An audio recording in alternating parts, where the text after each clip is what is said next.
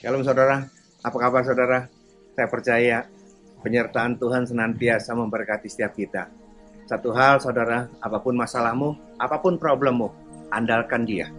Dia tidak pernah akan mengecewakan saudara dan saya. Karena janji firman Tuhan, sekali-kali aku tidak akan meninggalkan engkau. Amin. Sekali-kali aku tidak akan membiarkan engkau. Karena kita semua saudara berharga di hadapan Tuhan. Kita mau diberkati, amin. Tundukkan kepala kita berdoa. Terima kasih Bapak, kembali kesempatan pagi hari ini Tuhan kami diberi kesempatan untuk boleh bersama-sama belajar tentang firman Tuhan. Berikan kami telinga seorang murid, hati yang mau dijamah. Berapa banyak hal yang begitu menghambat kami Tuhan. Kegelapan yang ada dalam hati kami, biar firman-Mu menerangi semua kegelapan dan membuat kami semua diberkati. Dimanapun jemaat-Mu berada, apapun kondisi masalah mereka, biar Tuhan Kau jamah mereka. Yang lemah, yang letih, yang lesu, yang berbeban berat, biar Kau lawat mereka sehingga sukacita ada menyertai, keselamatan ada menyertai mereka, kesembuhan mereka memiliki. Dalam nama Yesus kami siap mendengar firman-Mu. Haleluya, amin.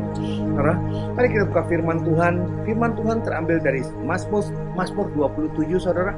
Mazmur 27 ayat 1 sampai dengan 4. Mazmur 27 ayat 1 sampai dengan 4. Luar biasa firman Tuhan. Tuhan adalah terangku dan keselamatanku. Kepada siapakah aku harus takut? Tuhan adalah benteng hidupku. Terhadap siapakah aku harus gemetar?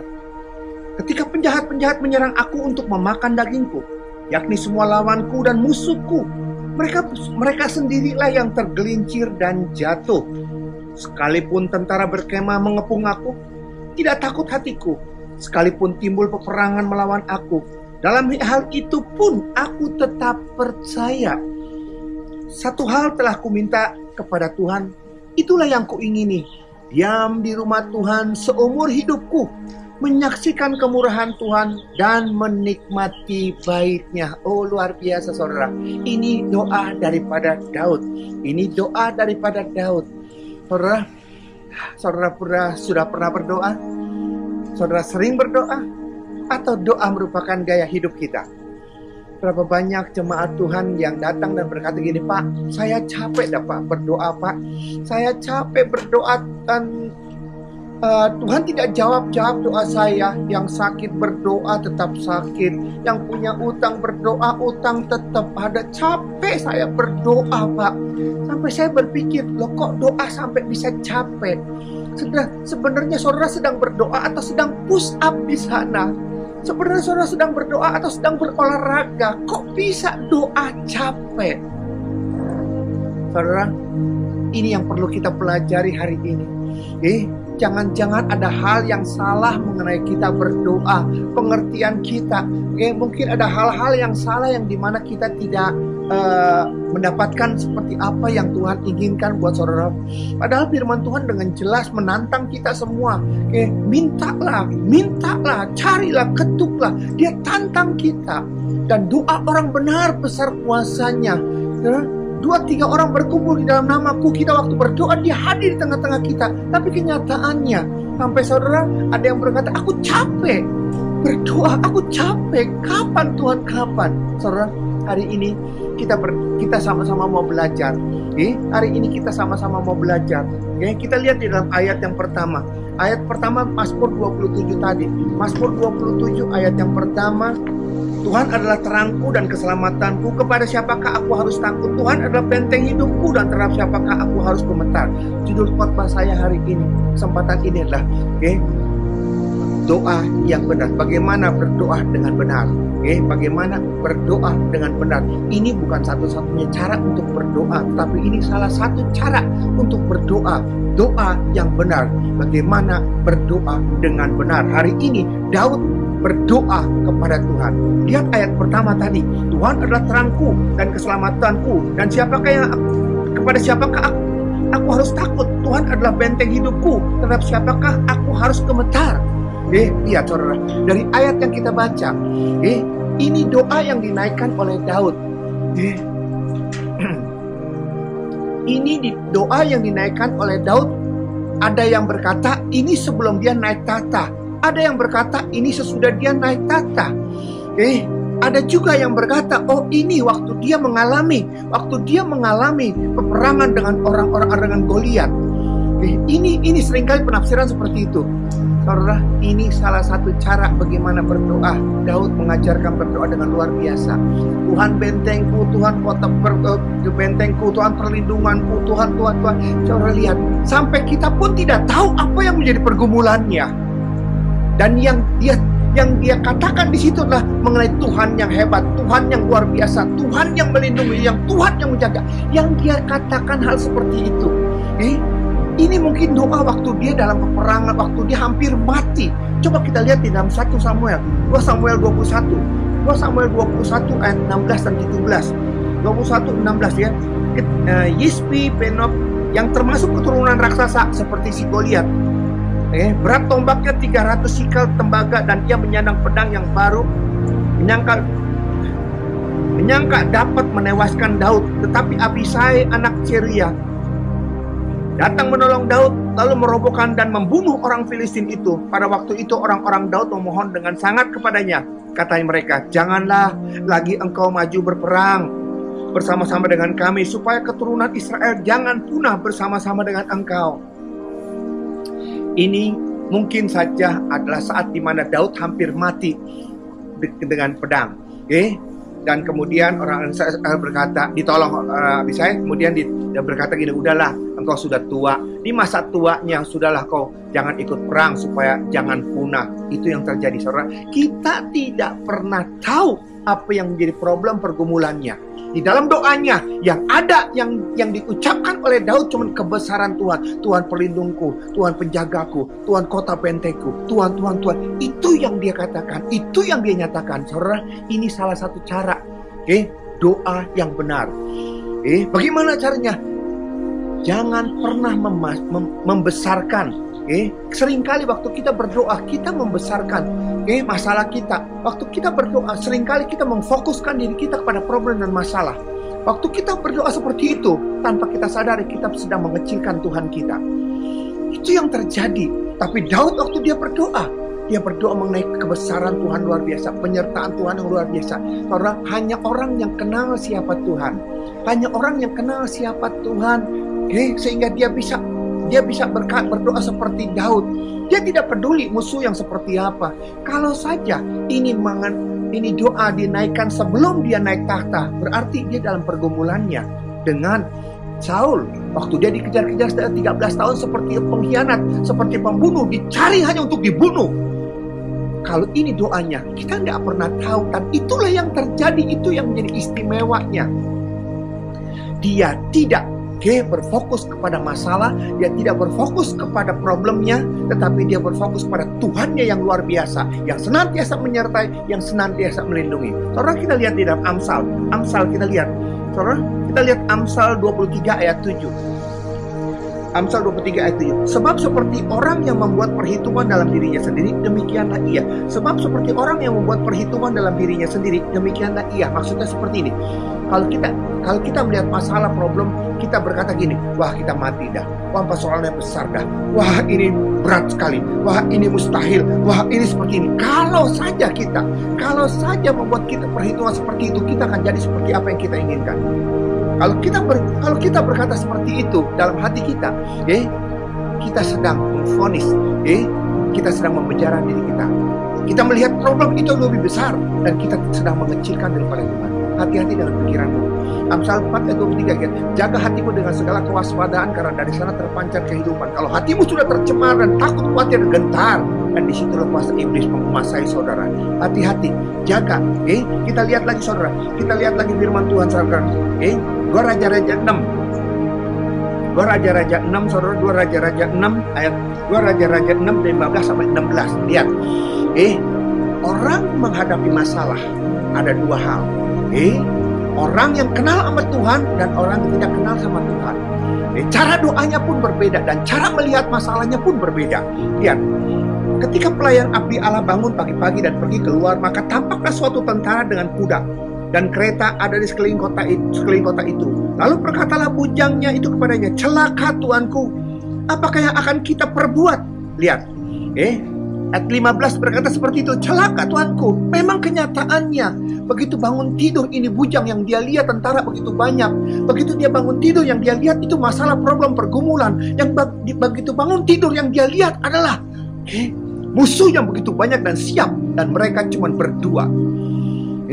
Itu yang terjadi, itu kenyataan seperti itu. Tapi orang yang kenal siapa Tuhannya, lihat si Elisa, lihat jawaban daripada Elisa ayat ke-16. Jawabnya, jangan takut, sebab lebih banyak yang menyertai kita daripada yang menyertai mereka. Saudara, ini yang terjadi. Ini yang harus ada dalam diri setiap kita. Apapun problem masalah, bukan saya mengecilkan problem dan masalah, tapi kita melihat masalah dengan kacamata yang benar. Kalau kita melihat masalah, kita berkata, aduh ini kita dikepung, musuh begitu banyak, tentara begitu banyak. Kita berdua, kita tidak punya tentara, kita tidak punya alat, kita dan itu yang terjadi. Sesuai dengan apa yang kau inginkan, sesuai dengan apa yang kau pikirkan, itu jadi atas engkau. Oleh karena itu saudara, lihat orang yang kenal sama Tuhan, orang yang percaya kepada Tuhan, doanya berbeda. Doanya bukan membesarkan masalah, doanya bukan menakut-nakuti. Seringkali kita salah berdoa. Tetapi ini yang terjadi. Ini yang terjadi yang luar biasa. Dia tidak mengutik masalahnya seberapa beratnya, tapi yang dia lihat adalah Tuhannya yang luar biasa. Contohnya seperti ini saudara. Contohnya seperti ini. Ada perang di Vietnam. Ini contohnya begini, ada perang di Vietnam. Begitu peperangan tentara Amerika dan tentara Vietnam di sana. Tentara Amerika lagi sedang kalah. Kemudian itu musuh, itu puluhan ribu tentara dari Vietnam itu sudah mengepung, sudah sedang menyerang, sudah tinggal maju aja. Si tentara kebetulan tinggal dia sendiri dan pemimpinnya, kaptennya di situ tertembak. Semuanya sudah mati. Sebelum kepala pemimpinnya itu meninggal, dia berkata, aku cuma punya ini granat, kamu cuma punya ini bom. Kamu lempar ini bomnya kepada mereka, maka kamu akan selamat. Dia berkata dalam hatinya, itu orang puluhan ribu mengelilingi segian banyaknya, hanya dengan bom satu begini, bagaimana bisa selamat? Bagaimana caranya? Mungkin waktu aku ngebom, paling mungkin 20 orang yang mati, tapi ini puluhan ribu banyaknya, bagaimana mungkin? Tidak terlalu sempat banyak berbicara pemimpin pasukan. Dia cuma berkata satu, lempar ini bom. Kemudian kamu jangan lupa pakai masker, kamu jangan lupa pakai alat-alat ini semua, pakai semuanya. Karena dia tidak sempat untuk berbicara seperti itu. Tuh pemimpinnya itu kepala pasukannya meninggal di sana. Dia tidak bisa berpikir panjang. Yang dia bisa lakukan cuma taat. Walaupun pikirannya berkata, ini bom, jangan kata bomnya cuma satu, bomnya 10 pun tidak akan bisa memusnahkan mereka. Aku mungkin bisa membunuh mereka 10, aku mungkin bisa membunuh mereka 100, tapi aku pasti mati juga. Ini puluhan ribu, gimana? Tetapi karena dia punya komandan, karena dia punya pemimpin, dan pemimpinnya berkata seperti itu, ya, dia jalan. Karena saking takutnya dia, karena begitu melihat banyak orang yang ngepung di sana, dia lempar itu bom. Saking takutnya, musuhnya ada di sana, bomnya tuh ada di sana, dia lempar. Boro-boro kena, ndak kena siapa-siapa di sana, saking takutnya dia. Musuhnya ngelihat bom seperti itu, diketawain, saudara, diketawain dasar. Udah saking ketakutan diketawain dia. Begitu dia dibom seperti itu, saudara, lempar bom, dia pakai masker. Dalam bilangan cuma 5 menit saja. Dalam bilangan 5 menit terjadi kekacauan luar biasa. Itu semua puluhan ribu tentaranya menjerit, semuanya mati.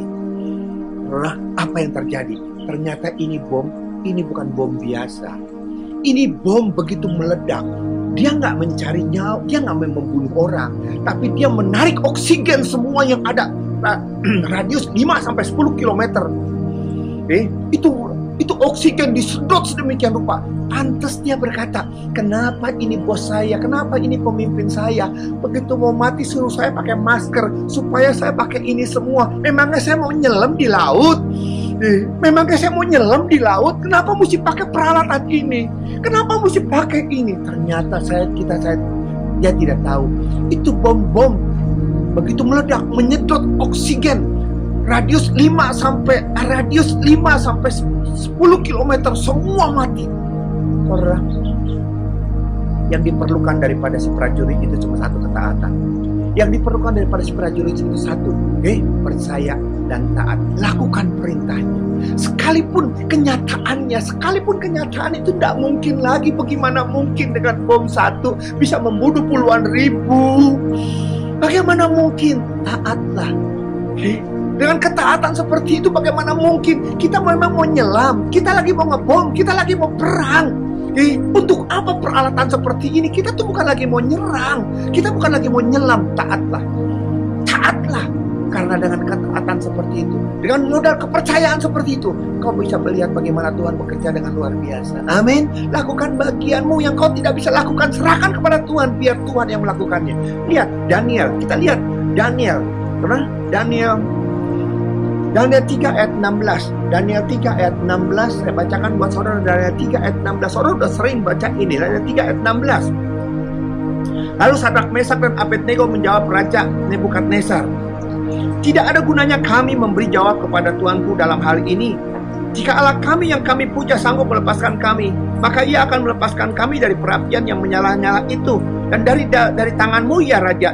Tetapi seandainya tidak, hendaklah Tuanku mengetahui ya Raja, bahwa kami tidak akan memuja dewa Tuanku dan tidak akan menyembah pada patung emas yang Tuanku dirikan itu. Lihat saudara, bagaimana Sadrak, Mesak, Abednego berdoa.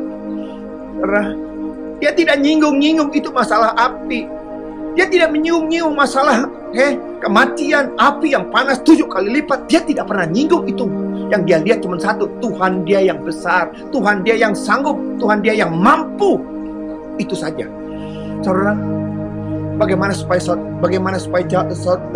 doa saudara dijawab? Bagaimana supaya doa saudara dijawab? Lihat Daud berdoa. Lihat Sadrak, Mesak, Abednego berdoa. Yang dia lihat adalah Tuhannya yang besar. Yang dia lihat adalah Allah yang luar biasa yang menyertai. Dia tidak pernah menyinggung masalah problem pergumulannya. Seolah-olah Tuhan tidak tahu, seolah-olah Tuhan tidak mengerti. Kita tuh lagi nakutin Tuhan. Tuhan kalau tidak dijawab, Tuhan nanti mati loh Tuhan. Nanti terlambat loh Tuhan. Nanti dia tidak pernah menjawab seperti itu. Dia sudah tahu dan lebih daripada itu. Datang kepada dia. Percaya kepada dia dan taat apa yang dia perintahkan. Kau akan lihat bagaimana Tuhan bekerja dengan luar biasa. Amin. Itulah Daud berdoa. Jadi sekarang kita lihat Tuhan sendiri yang berdoa. Kita lihat firman Tuhan saudara. Yohanes 11 ayat 41. Yohanes 11 ayat 41 dan 42. Yohanes 11 ayat 41 pada 2. Daud berdoa. Ya, Sadrak, Mesak berdoa. Sekarang Yesus sendiri berdoa. Dan bagaimana dia berdoanya? 41, 42. Maka mereka mengangkat batu itu. 40. Kata Yesus, bukankah sudah kukatakan padamu, jikalau engkau percaya, engkau akan melihat kemuliaan Allah. Maka mereka mengangkat batu itu. Lalu Yesus menengadah ke atas dan berkata, Yesus, Bapa, aku mengucap syukur kepadamu karena engkau telah mendengarkan aku. Aku tahu bahwa engkau telah mendengarkan aku.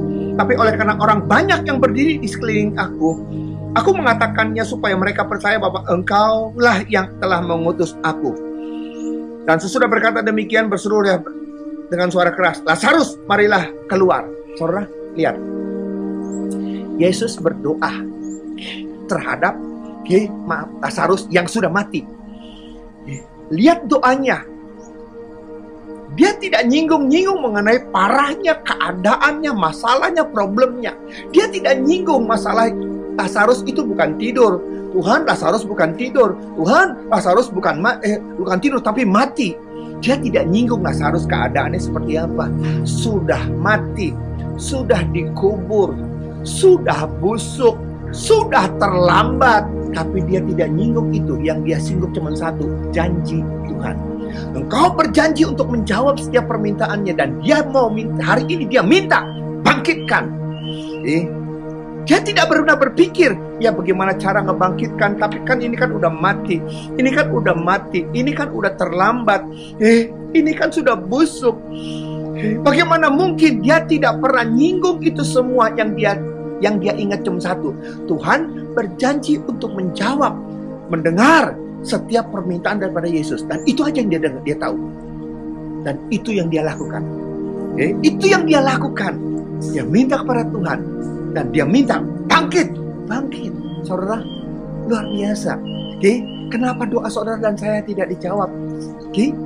Kenapa doa kita tidak dijawab? Kenapa kita sampai berdoa, sampai capek berdoa? Karena kita salah berdoanya. Kita berdoa sepertinya kita nakut-nakutin Tuhan. Tuhan, ini udah terlambat Tuhan. Tuhan, kalau aku nggak bayar aku rusak, sakit Tuhan. Kalau aku nggak bayar Tuhan, aku diusir. Kalau aku nggak operasi ini Tuhan, aku bisa mati. Kalau terlambat nanti akan menyebar segala macam. Nah, selesai berdoa, bukan hati kita makin sejahtera, bukan hati kita makin damai, tetapi yang ada semuanya, sudah doa kita makin takut. Itulah waktu kita salah berdoa. Hari ini ubah cara doa kita. Daud berdoa, kita lihat. Sadrak Mesak berdoa, kita lihat. Cara mereka berdoa. Tuhan Yesus berdoa, kita pun lihat bagaimana Tuhan Yesus berdoa. Sekarang pertanyaannya, bagaimana cara saudara berdoa? Bagaimana cara saudara berdoa menghadapi problem masalah? Satu hal, Tuhan berkata, ingat janji firman Tuhan. Dalam Filipi 4 ayat 13 berkata apa? Segala perkara dapat kutanggung di dalam Dia yang memberikan kekuatan kepada aku. Segala perkara dapat kita tanggung. Kenapa? Karena kita tidak sendiri. Kita pakai kekuatan daripada Allah. Ingat, itu firman Tuhan. Bukan masalah kita, bukan problem kita yang kita besarkan, tapi ingat kebesaran daripada Tuhan yang selalu mau menyertai saudara dan saya. Ingat. Itu yang Tuhan inginkan. Ingat di dalam Mazmur 91. Ingat Mazmur 91, firman Tuhan berkata apa? Mazmur 91 ayat 7 sampai dengan 8, saudara. Walaupun 1000 orang rebah di sisimu, 10.000 di sebelah kananmu, tetapi itu tidak akan menimpamu. Halo, 1000, 10.000 itu tidak akan menimpamu. Pegang janji firman Tuhan ini. Terus 8. Engkau hanya menontonnya dengan matamu sendiri dan melihat pembalasan terhadap orang-orang fasik. Saudara, ini janji firman Tuhan. Ini yang harus ada dalam pikiran kita, yang baik, yang benar, yang adil, apa yang disebut dengan kebajikan. Dipikirkanlah itu, bukan parahnya, sakitnya, ganasnya. Hari-hari ini berapa banyak anak-anak Tuhan ibadah sudah tidak boleh, berkumpul-kumpul sudah tidak boleh. Yang banyak adalah kita semua sharing-sharing. Yang di-sharingkan adalah COVID-19, COVID Delta. Sudah berapa banyak hari ini memecahkan rekor. Berapa banyak yang sakit, berapa banyak yang mati, berapa banyak yang tertular hari ini. Mati kita dengar seperti itu. Tuhan memberkati kita, amin. Tapi keputusan dalam saudara lebih suka mendengarkan kata-kata seperti itu. Hari ini yang meninggal, hari ini yang sakit, hari ini yang terinfeksi, hari ini yang ke rumah sakit penuh segala macam. Apakah itu yang menjadi konsumsi saudara setiap hari? Atau saudara akan melihat bagaimana Tuhan, penyertaan Tuhan luar biasa. 1000 boleh rebah samping kirimu, 10.000 samping kananmu. Tapi ingat, ada kita, saudara dan saya, kita semua dijagai, dilindungi. Ingat itu. Bukan kita menantang, tapi semua protokol yang diperintahkan oleh pemerintah, lakukan itu. Bukan kita menantang mana penyakit. Karena kita tidak pernah menantang maut. Tetapi kita hidup bijaksana. Kita punya iman, kita punya perbuatan. Kita percaya kepada Tuhan dan kita tidak menantang maut. Kita tidak menantang masalah problem. Oleh karena itu, dimanapun saudara berada, saudara ingat, masalah boleh ada menyertai kita, tetapi Tuhan tidak pernah meninggalkan saudara dan saya. Amin. Separah apapun masalah, seberat apapun, seganas apapun, ingat, yang berkuasa adalah Tuhan saudara dan saya. Siapa namanya? Yesus. Sebagai hamba Tuhan saya mau berkata, saudara, sekalipun tidak ada ibadah secara offline, tetapi giat-giatlah selalu membaca firman Tuhan. Dan itulah bekal kita. Arahkan hati dan pikiran kita kepada firman Tuhan, dan arahkan hati kita kepada Dia. Karena hanya Dia yang bisa menolong saudara dan saya. Pendeta, gereja, hamba Tuhan tidak pernah akan bisa menyertai, tetapi firman-Nya yang selalu menyertai. Dan firman-Nya itu yang akan terus memberkati saudara dan saya. Amin. Tundukkan kepala kita berdoa. Terima kasih Tuhan, Kau sudah mengajar salah satu cara untuk kami berdoa. Seringkali kami salah berdoa. Waktu kami berdoa, kami datang dengan keluh kesah. Kami bukan berdoa, tapi kami datang dengan keluh kesah. Kami datang dengan kekhawatiran. Kami datang dengan ketakutan. Tanpa kami sadari waktu kami berdoa, kami membesarkan si setan. Kami membesarkan masalah, kami membesarkan problem kami. Dan tanpa kami sadari waktu kami berdoa, kami sedang mengecilkan Tuhan. Sepertinya Tuhan tidak mampu, sepertinya Tuhan tidak sanggup. Hari ini Tuhan, dimanapun jemaat pun mau berada, kalau mereka berdoa dengan cara seperti ini Tuhan, ingatkan mereka Tuhan, supaya mereka mengarahkan hati dan pikiran mereka kepada Engkau sumber berkat, supaya mereka mengingat akan janji-janji penyertaan-Mu dan janji-janji perlindungan daripadamu Bapa. Mati saja Kau mau buat setiap kami. Bagaimana mungkin kami diterlantarkan? Engkau adalah Allah yang bertanggung jawab. Engkau adalah Allah yang luar biasa buat kami. Jagai mereka, lindungi mereka Tuhan dalam saat-saat seperti ini. Biar PPKM cepat berlalu Tuhan, kami bisa, dan COVID-19 cepat berlalu, dan kami bisa aktivitas seperti biasa lagi karena Tuhan sudah melawat kami. Memberkati negara kami, Presiden, Wakil Presiden, Gubernur, Dokter, Suster, dan semua jajaran sampai yang terendah. Tutup bungkus mereka dengan kuasa darah-Mu Bapa. Berikan kesabaran kepada mereka. Berikan hikmat-Mu kepada mereka untuk menuntun siap langkah demi langkah, keputusan demi keputusan. Sehingga kebijaksanaan yang keluar daripada mereka Tuhan sungguh-sungguh dituntun oleh Tuhan yang luar biasa. Kami serahkan negara kami ke dalam tangan-Mu, dan kami percaya negara kami dijaga. Negara kami diselamatkan karena ada orang benar yang berdoa buat negara kami. Terima kasih, dalam nama Yesus kami berdoa. Amin. Demikian saudara firman Tuhan. Sampai jumpa dalam sesi yang akan datang. Tuhan Yesus memberkati. Shalom.